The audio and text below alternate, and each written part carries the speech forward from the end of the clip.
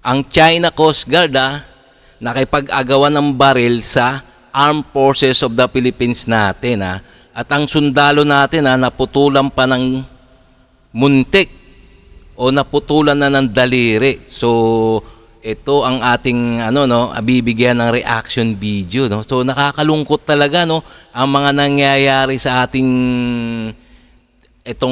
mga teritoryo sa West Philippine Sea. So itong bibigyan natin reaction So kung bago ka pa lang sa aking channel, please like and subscribe na lang muna sa ating YouTube channel bago tayo mag-umpisa. Okay, and also siyempre paki-subscribe din kay News 5 Every Hour. Sa kanya galing tong itong video na to, nabibigyan natin reaction. So umpisa na natin nang sa gano ni itong malungkot na balita na to. Sumampa sa barko ng Pilipinas at nakipag-agawan ng baril sa AFP ang mga tauhan ng China Coast Guard sa Ayungin Shoal. May Pilipinong sundalo pang naputulan ng daliri. Wow! Sa tindi ng nangyari, naniniwala ang isang eksperto na posibleng ma-activate nito ang Mutual Defense Treaty para makaresbak ang Amerika para sa Pilipinas. Kawawa naman, talagang hindi lumalaban ng mga armed forces, mga AFP na ang nagdadala ng mga pagkain sa BRP Sierra Madre, pero hindi pa rin lumaban at sinampahan pa sila ng China doon mismo sa kanilang rubber boat, tapos hindi lumaban at nakipag-agawan pa ng baril yata. So talaga nakakalungkot isipin, no. Sa frontline ng balitang yan, si Brian Castillo. Kung dati, pambobomba ng tubig at pambabangga ang panghaharas ng China sa mga barko ng Pilipinas sa Ayungin Shoal, ngayon, mas tumindi na. Kahapon ng madaling araw, sumampa ang mga tauhan ng China Coast Guard sa rubber boat ng Armed Forces of the Philippines na maghahatid sana ng supply sa mga sundalo sa BRP Sierra Madre. Ayon sa mapagkakatiwalaang source ng News 5, habang papunta sa barko ang mga rubber boat ng Philippine Navy, bigla silang hinabol, binangga at hinarang ng mga dineploy na vessels din ng China Coast Guard. Hindi pa raw nakontento ang mga Chinese dahil binutas pa ang ibang rubber boat para hindi makaabante. Mas tumindi pa raw ang tensyon dahil sapilitang sumampa at kinubkob ng China Coast Guard ang isa sa mga rubber boat.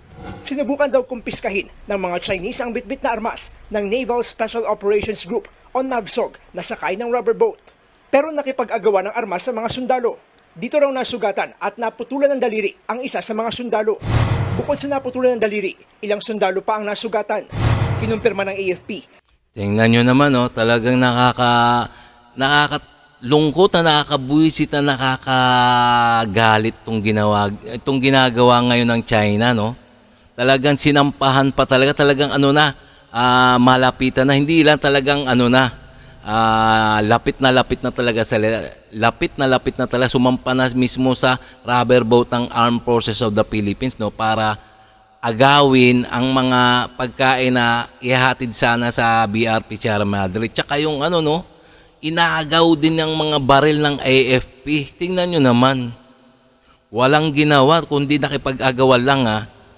Sinampahan sila ng mga Chinese Coast Guard dun sa mismo sa rubber boat ng Armed Forces of the Philippines. So wala talagang magawa, no. Ano kaya nangyayari sa ating mga sa mga sundalo? Kawawa naman, may armas na yan, may baril na yan, pero hindi nila nagagamit.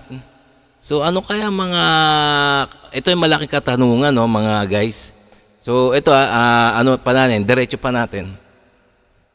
Na meron ngayong sundalong malubhang nasugatan sa RORE mission. Ginagamot na siya sa ospital. Gate pa ng AFP, hindi katanggap-tanggap ang agresibo at unprofessional na aksyon ng China Coast Guard, gayong lehitimo naman ang misyon ng Pilipinas. Base na Oo nga, ayan na nga. Lagi na lang sinasabi ng ating Armed Forces of the Philippines o yung mga kinaukulan na hindi katanggap-tanggap. Pero tinatanggap din naman yung mga pambubuli ng mga China. Man sa mapagkakatiwalaang source ng Palawan News, may nakastandby na barko ang militar para tulungan sana ang mga sundalo. Pero kahit sila, pinalibutan at hinaras ng iba pang barko ng China Coast Guard para hindi makapagpadala ng resback. Pero sa isang ulat sa pahayagang China Daily, Sinabi mismo ng China Coast Guard na sumampa at tinaboy nga nila ang isa sa resupply vessel ng Pilipinas sa Ayungin na tinatawag nilang Renai Reef. Pero sa nakikita ko mga guys, no, hindi ready ang ating, kahit may backup pa yung mga na yan, yung ang ating RoRo mission, may backup ng mga barko, Philippine Coast Guard. Parang hindi rin sila handa, no? Ayun ang nakikita ko eh. 'Di ba? Pwede rin kayo mag-react diyan o mag-reaction diyan, comments diyan. So talaga nakakaawa lang talaga, no, mga guys. Itong ang ating mga lagi na lang paulit-ulit itong mga RoRo mission na nagkakaroon ng bullying. So hindi malamang gumagawa ng action eh. So talagang kawawa talaga. Pero depensa ng China Coast Guard, control measure lang ang ginawa nila at naaayon daw sa batas. Dahil sa nangyari, wala ni isa sa resupply vessels ng Navy ang nakalusot at nakapaghatid ng supply sa Ayungin Shoal. Tingnan nyo naman ang sumama sa resupply mission ay mga nabsok. Naval warfare yun ng Pilipinas pero walang nagawa. Base sa statement na nilabas kahapon ng National Task Force for the West Philippine Sea, magkasama sa misyon ng AFP at Philippine Coast Guard. Pero ang sabi kanina ni PCG spokesperson Jay Tariela, the recent resupply conducted by the Armed Forces of Philippines yesterday, the Coast Guard is just a supporting element every time they do the resupply. dagdag pa ng mapagkakatiwalaang source ng News 5, imbes sa civilian vessel ang ginamit, puro mga Pilipinong sundalo ang kasama, kaya naging full military operation ang RoRo mission kahapon. O tingnan nyo naman mga hindi na civilian hindi na mga BIFAR ang kasama sa resupply mission, kundi mga sundalo na. Pero ano nangyari? Wala rin, no? Talaga hinaras pa rin. So talagang kawawa talaga itong ating mga sandatahang lakas, no? Walang magawa sa China, wala malamang action no? Kawawa naman, wala na talaga tayong maisip kundi kawawa ang ating inang bayan. Hindi raw isinama ang PCG. Naniniwala si International Affairs Analyst Professor Renato De Castro na pinalalala ng China ang tensyon sa pinag-aagawang teritoryo. May tuturing daw itong pag-atake sa ating militar na posibleng maging dahilan para ma-activate ang Mutual Defense Treaty ng Pilipinas at Amerika. Nakasaad dyan na kapag inatake ang Pilipinas, re-rest back ang Amerika. Any arm attack that Oo nga naman, pero talagang umaasa lang lagi talaga tayo sa mga MDT na Mutual Defense Treaty. So talaga para tayo mga bata, no, itong ating gobyerno, no. Nakakatuwa na, nakakainis na, nakakaawa ang ating ating ginagawa ng gobyerno. So ba't kaya gano'n, no?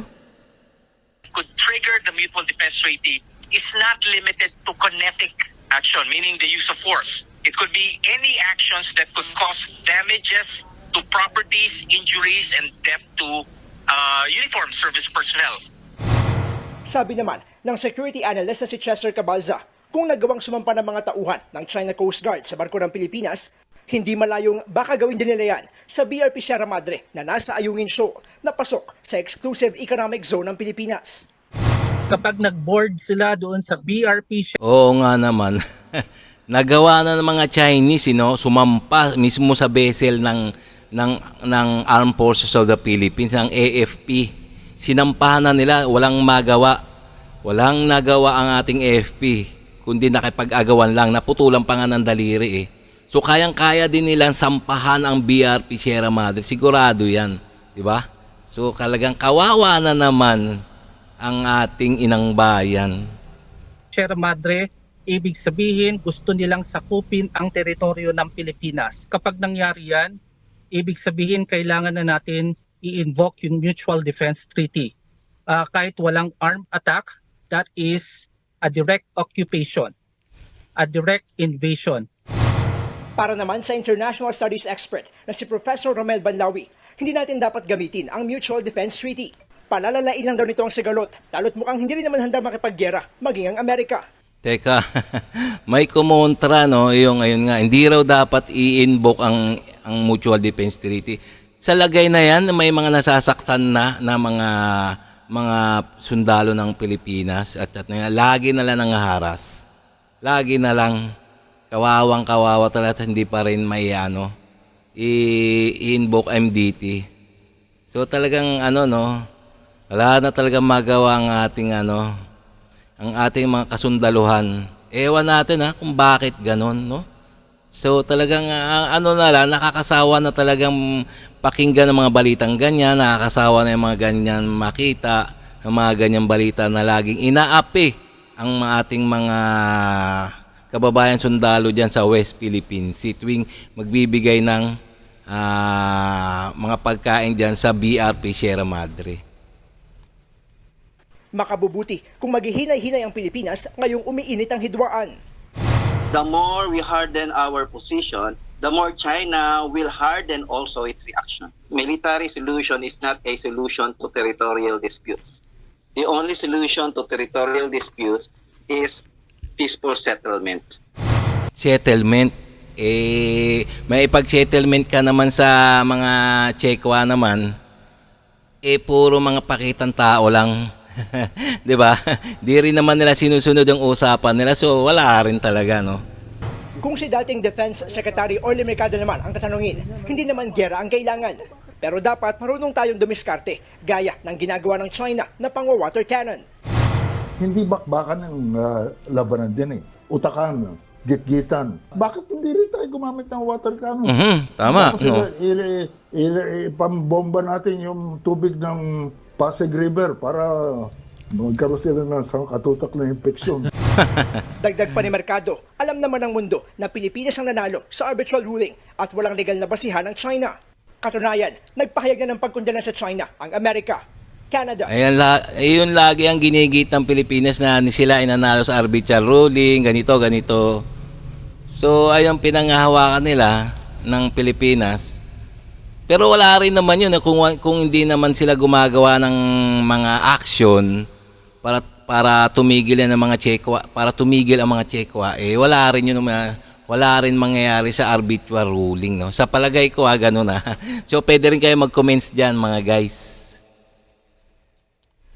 Japan, Australia, Germany, United Kingdom, France at South Korea.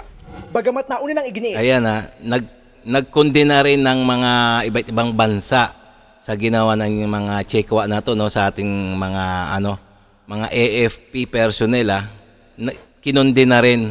Hanggang kondena lang naman yan So hindi naman sila magumpisa ng action, hindi naman sila a-action kung di rin naman a-action ang Pilipinas, no. So naghihintay lang naman yan. ni Defense Secretary Gibo Teodoro, natutuparan nila ang kanilang mandatong protektahan ang soberanya ng Pilipinas. Nagbabalita mula sa frontline, Brian Castillo. So okay mo guys, no, talaga naman nakakaawa ang ating mga AFP personnel. Tuwing magre-resupply mission, lagi na lang mayroong pangharas ng mga Chekwa. So wala na talaga magawa ang ating mga gobyerno para sa ganyan. So habang buhay na siguro ng ganyan. Walang action hanggang sumampa na talagang kakaiba na. Talagang nakipag-agawan na ng barel. Samantalang may mga armas naman pala yung mga nagro-rore mission, no? Mismo mga sundalo na nabsok Matindi yan malupit yan, nabsok. Naval operation sa AFP, pero wala rin nagawa. So talagang kawawa naman talaga. Wala magawa. Okay, no, to guys, no. Kung nagustuhan niyo yung mga ganitong mga reaction video, please like and subscribe na lang muna sa ating YouTube channel bago tayo magsara. Okay?